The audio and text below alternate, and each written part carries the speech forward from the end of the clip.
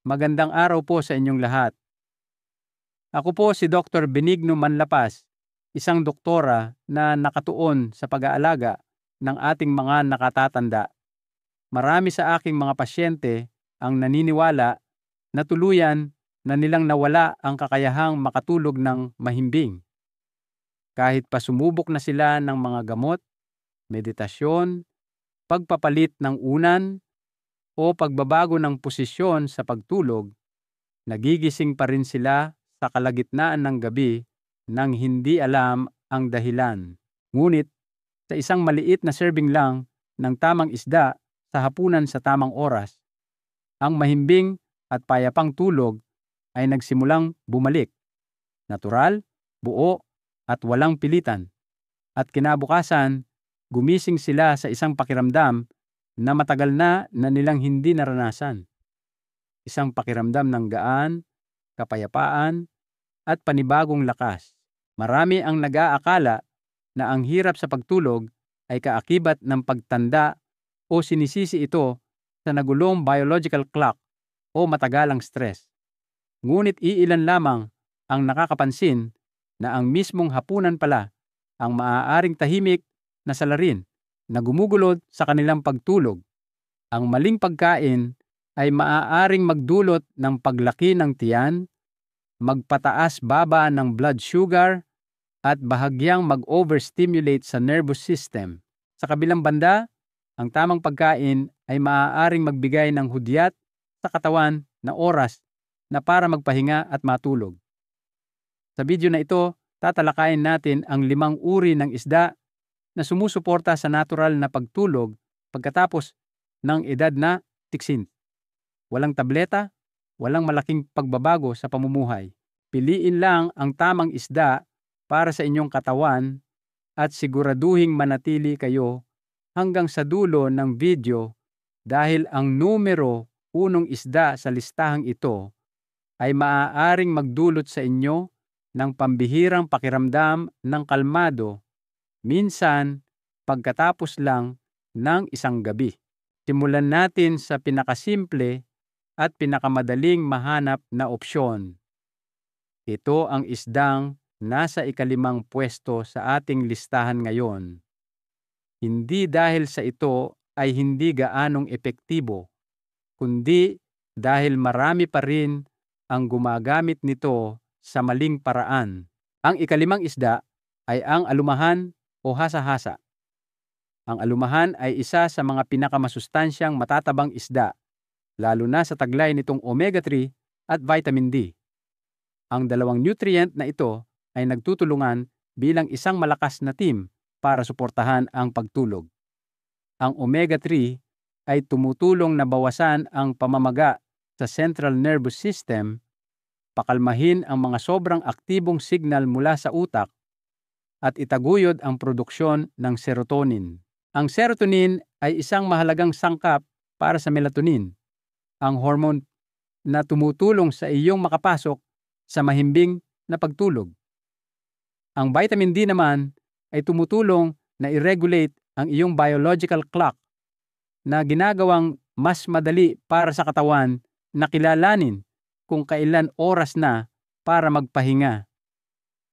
Magkasama, sila ay nagsisilbing parang mga taga-entablado na nagpapahina ng mga ilaw at nagpapatahimik ng ingay.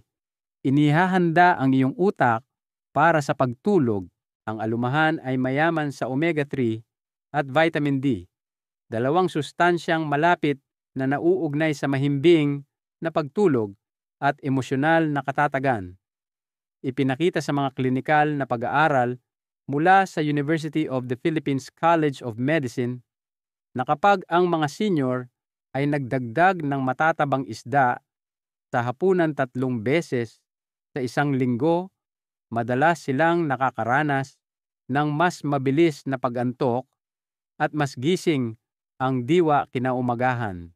Ang alumahan ay isang mahusay na pagpipilian para sa mga nakatatanda dahil ito ay madaling tunawin, may banayad na lasa, at hindi nangangailangan ng komplikadong paghahanda.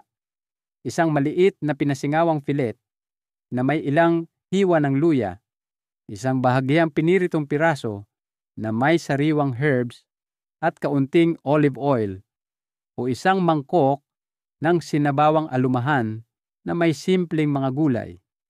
Lahat ng ito ay maaaring maging isang magaan na panghapunan na nagpapakalma sa tiyan at sa mga nerbiyos bago matulog. Gayunpaman, dapat ninyong kainin ang alumahan ng katamtaman lamang, mga 2 hanggang 3 beses sa isang linggo, na may maliliit na serving na nasa OTC hanggang 100 gramo bawat kainan. Ang alumahan ay maaaring maglaman ng kaunting mercury at ang sobrang dalas na pagkain nito ay maaaring makaapekto sa nervous system.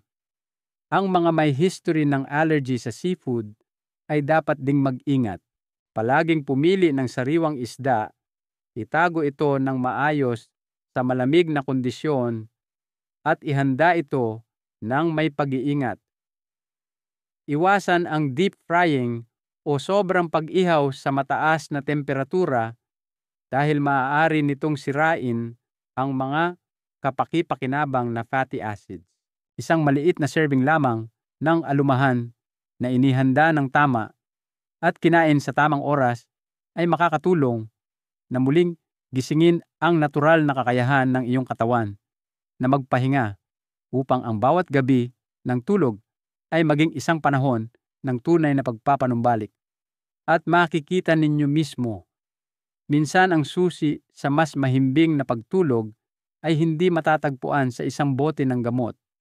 Maaaring ito ay nasa inyong plato na pala.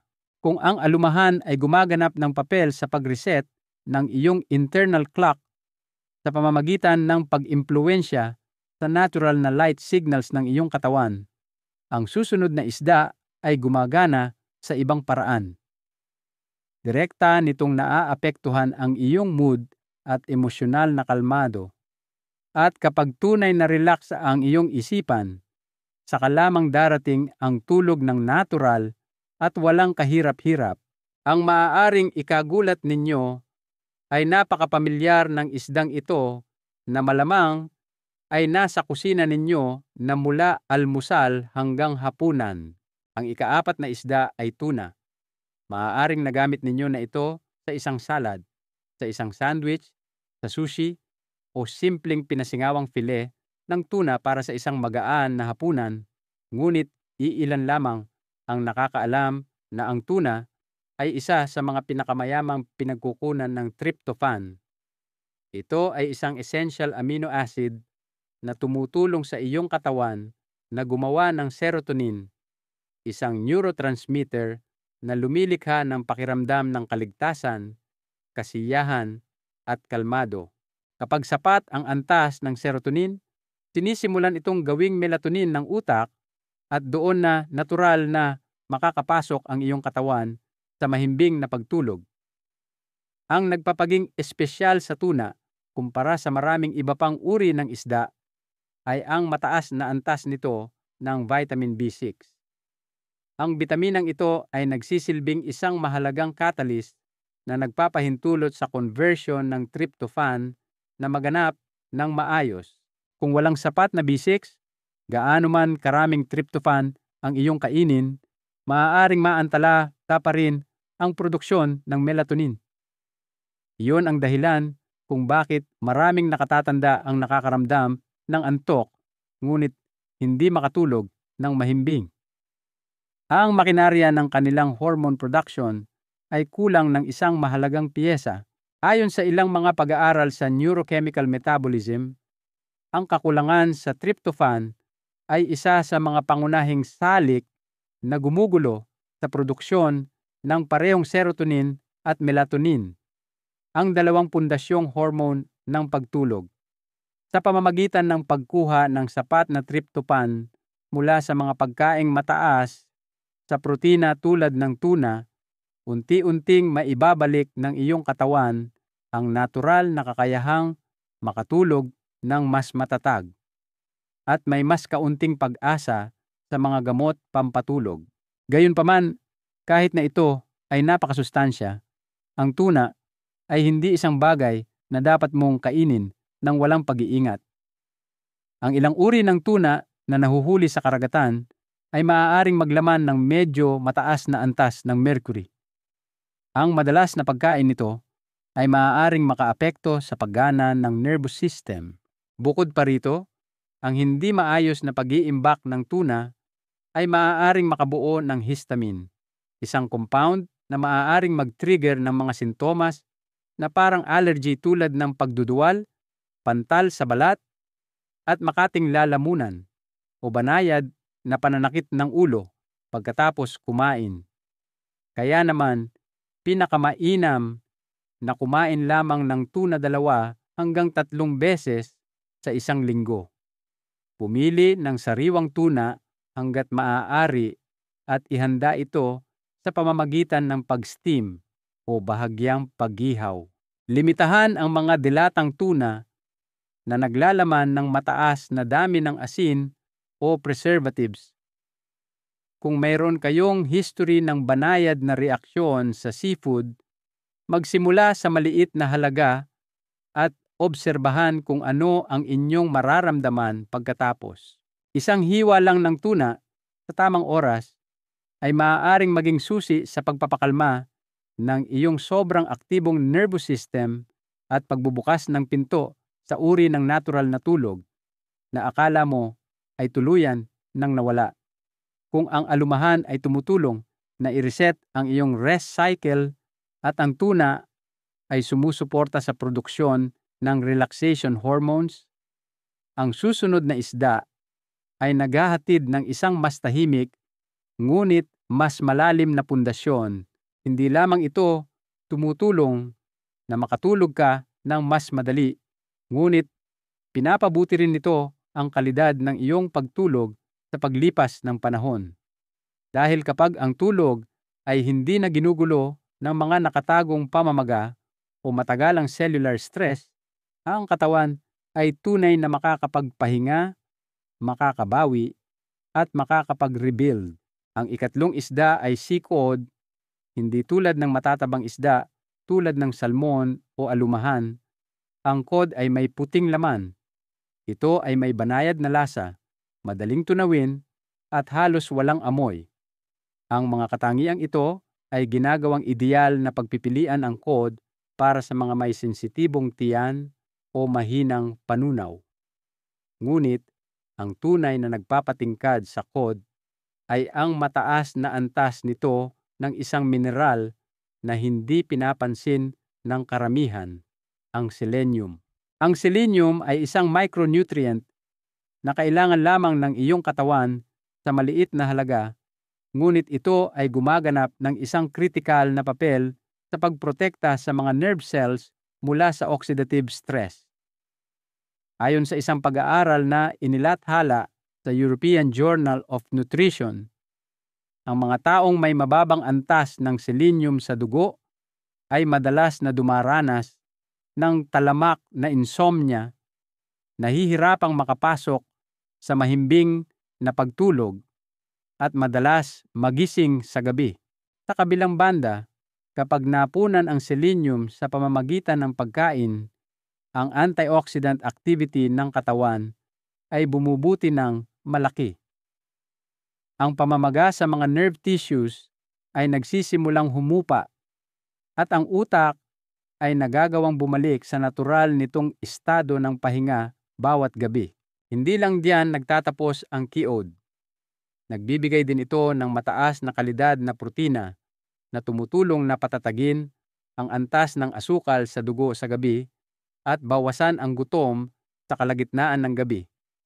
Bukod pa rito, ang cod ay isang natural na pinagmumulan ng vitamin D na tumutulong sa pag-regulate ng iyong internal clock at sumusuporta sa mas mahimbing na pagtulog sa mga nakatatanda. Isang bagay na kinagigiliwan ng mga tao sa QOD ay kung gaano ito kadaling lutuin. Maaari mo itong steam ng bahagya kasama ng mga gulay, gumawa ng isang malumanay na sopas na may malinaw na sabaw, o mabilis na iprito sa kawali na may kaunting olive oil. Bawat paraan ay nagpapanatili ng malambot na lasa ng isda nang hindi ginagawang masyadong mabigat ang pagkain. Gayunpaman, iwasan ang deep frying o sobrang pag-aasin nito. Ang mataas na init ay maaaring makasira sa istruktura ng protina at makabawas sa mga benepisyo ng selenium, habang ang sobrang asin ay maaaring magpataas ng presyo ng dugo o magpahirap sa pagtulog, lalo na sa mga nakatatanda. Isang maliit na bahagi lamang ng cod na malumanay na inihanda at inihain ng mainit-init sa gabi ay makakatulong sa iyong katawan na makaalis sa estado ng matagalang tensyon sa nerbiyos. At kapag ang tensyon na iyon ay natanggal sa ugat, ang tulog ay bumabalik ng natural ng hindi pinipilit. Maaaring hindi mo maramdaman ang epekto sa isang gabi lamang, ngunit pagkatapos ng ilang araw, mapapansin mo ang pagkakaiba sa mas madaling pagtulog, mas kaunting paggising sa gabi, at higit sa lahat, paggising sa umaga na may katawan na tunay na nakaramdam ng pagpapanumbalik. Kung ang code ay ang banayad na pagpipilian para sa mga gabi, kung kailan kailangan ng iyong katawan ang panloob na kalmado, ang susunod na isda ay nagbibigay ng mas malakas na mapagkukunan ng suporta.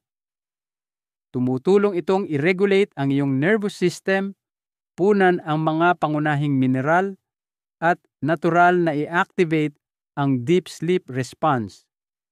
Hindi ito kailangang maging magarbong pagkain, hindi ito nangangailangan ng komplikadong pagluluto. Ito ay isang maliit na isda lamang. Ngunit, dala nito ang lahat ng kailangan ng iyong katawan upang mabawi ang kalidad ng pagtulog na minsang nawala. Ang ikalawang isda ay sardinas. Ang sardinas ay isa sa mga pinakamayamang natural na pinagkukunan ng omega-3, lalo na ang DHA at EPA. Ito ay mga essential fatty acids na hindi kayang gawin ng katawan sa sarili nito. Ngunit gumaganap sila ng isang mahalagang papel sa pagbuo ng mga nerve cell membranes at pag-regulate ng signal transmission sa utak. Kapag sapat ang antas ng DHA, mas mahusay na gumagana ang mga brain cells at tumataas ang produksyon ng serotonin. Ang serotonin ay ang precursor sa melatonin, ang hormone na responsable sa pagsisimula ng mahimbing at nagpapanumbalik na pagtulog. Ito ang pundasyon na tumutulong sa tulog na sumunod sa isang regular na cycle at maging mas payapa. Natuklasan sa isang pag-aaral mula sa Oxford University na ang mga individual na may mababang antas ng DHA ay madalas na nahihirapang mapanatili ang mahimbing na pagtulog at may tendensyang biglang magising sa gabi. Kapag ang omega-3, lalo na ang DHA, ay idinagdag sa pamamagitan ng mga isda sa pagkain, ang aktibidad ng brainwave sa panahon ng mahimbing na pagtulog ay nagiging mas matatag. Tumataas ang haba ng pagtulog at bumababa ng malaki ang antas ng cortisol sa umaga. Bagamat ang pag-aaral na ito ay nakatuon sa mga bata, ang neurological mechanism ay naaangkop pa rin sa mga nakatatanda, lalo na't nagsisimula nang humina ang kakayahan ng katawan na natural na i-regulate ang mga hormone. Bilang karagdagan sa omega-3, ang sardinas ay nagbibigay din ng natural na pinagmumulan ng vitamin D, calcium, at phosphorus. Ang mga mineral na ito ay tumutulong na patatagin ang nervous system, mapanatili ang paggana ng kalamnan, at bawasan ang hindi kanais-nais na mga pagkagulat sa gabi. Dahil maaari mong kainin ang buong isda, lahat ng sustansya mula sa malambot na buto, balat, at natural na langis ay napapanatili na nag-aalok ng mas kumpletong benepisyo kaysa sa maraming iba pang isda. Ang sardinas ay napakadaling ihanda. Maaari mong gamitin ang dilatang sardinas sa olive oil, durugin ito sa whole grain toast, ihalo sa salad, o ipares sa mga steamed na gulay. Iwasan ang mga sardinas na nakababad sa mga sarsa, sobrang asin, o yung mga naglalaman ng artipisyal na additives. At huwag itapon ang malalambot na buto. Sila ang pinakamayamang pinagmumulan ng calcium at phosphorus. 1 o 2 maliliit na sardinas lamang, bawat serving ay sapat na upang maibigay ang mga sustansyang kailangan ng iyong katawan para sa mas mahimbing na pagtulog. Para sa mga nakatatanda, ang sardinas ay maaaring maliit, ngunit malaki ang resulta. Pinapalusog nito ang katawan habang dahan-dahang tinutulungan ang utak na bumalik sa natural nitong biological rhythm.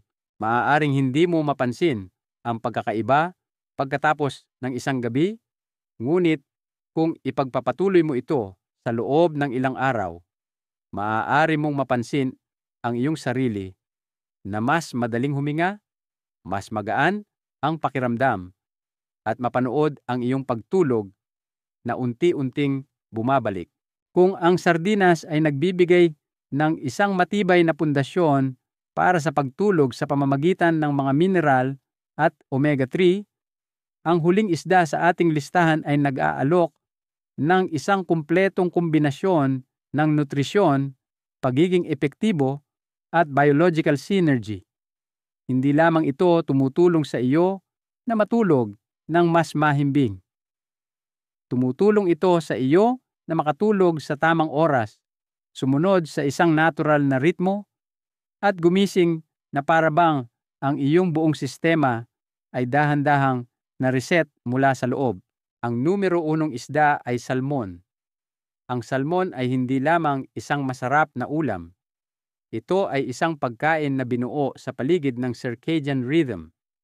Maraming mga eksperto sa nutrition ang tumutukoy sa salmon bilang ang tanging isda na naglalaman ng lahat ng 4 na elemento na kailangan ng iyong katawan upang muling simulan ang natural nitong mekanismo ng pagtulog. Kabilang dito ang tryptophan, omega-3, vitamin D, at mga B vitamins, lalo na ang B6 at B12. Bawat sustansya ay may tiyak na layunin.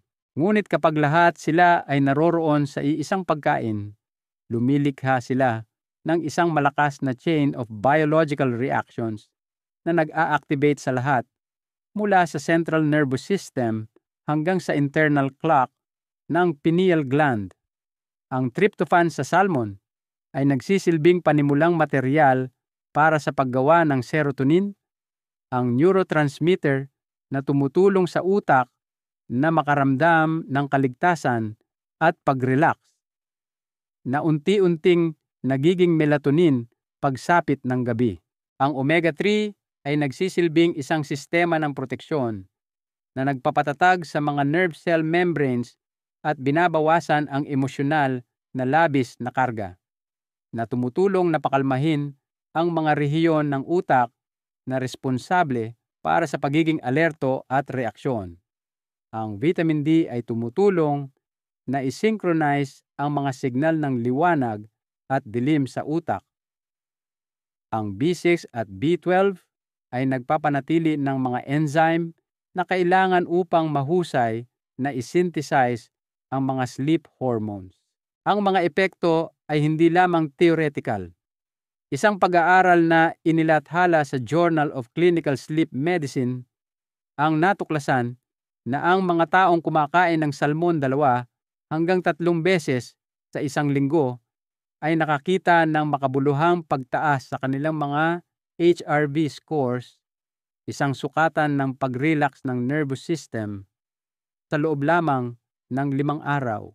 Nangangahulugan ito na ang kanilang mga katawan ay lumilipat sa isang natural na estado ng pahinga ng mas mabilis, natutulog ng mas mahimbing, at hindi gaanong reaktibo sa mga maliliit na abala sa kapaligiran.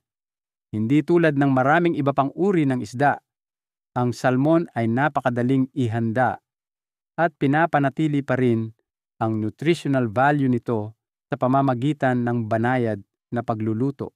Maaari mo itong steam na may lemon at dill, i-bake sa mababang temperatura na may olive oil o iluto sa isang banayad na sopas ng gulay. Gayunpaman, pinakamahusay na iwasan ang smoked salmon o mga bersyon na may maraming pampalasa dahil maaaring bahagyang stimulate nito ang nervous system o makaapekto sa presyon ng dugo. At higit sa lahat, subukang huwag kumain ng salmon na masyadong malapit sa oras ng pagtulog. Ang mataas na protina nito ay maaaring magdulot ng bahagyang paglaki ng tiyan kung mas mabagal ang iyong panunaw sa gabi. Isang hiwa lang ng salmon sa hapunan na inuulit ng ilang beses bawat linggo ay maaaring sapat na upang maibalik ang natural na mahimbing na tulog na akala mo ay nawala na. Ang pagtulog ay hindi na kailangan maging isang bagay na hinahabol mo bawat gabi. Ito ay nagiging isang bagay na kayang gawin ng iyong katawan sa sarili nitong paraan kapag ito ay napangalagaan sa tamang paraan, sa tamang oras, na may mga pagkaing nagdadala ng isang uri ng biological memory. Ang inyong tulog ay hindi nawala. Ang inyong katawan ay hindi nawalan ng kakayahang magpahinga. Naghihintay lamang ito ng tamang hudyat sa tamang sandali. Isang simpleng sangkap na maaaring muling simulan ang natural na mekanismo ng pagtulog na dati nitong alam na alam. At minsan, ang hudyat na iyon ay hindi nagmumula sa isang tableta. Nagmumula ito sa isang simpleng piraso ng isda sa inyong plato. Ang bawat isda na inyong pinipili para sa hapunan ay hindi lamang tungkol sa nutrisyon. Ito ay isang banayad na paalala sa inyong nervous system na tapos na ang araw. Oras na para mag-relax. Oras na para magpahinga.